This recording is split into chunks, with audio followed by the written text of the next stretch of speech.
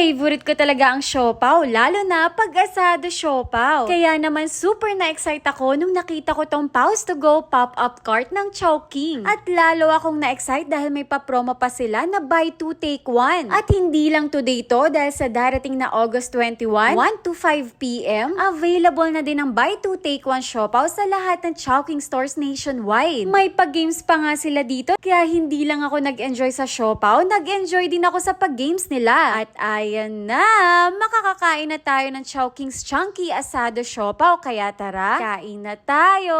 Tingnan nyo naman, napaka-saucy at chunky ng asado feeling nila. At slow-roasted Hong Kong style pa siya. At talaga namang freshly steamed lagi pag o-order ka nito. Ang soft at ang fluffy din ng bun nila. Super enjoy talaga ako sa siopaw nila, kaya saucy asado sarap talaga. Kaya sa mga siopaw lover dyan katulad ko, save the date na para sabay-sabay natin i-celebrate ang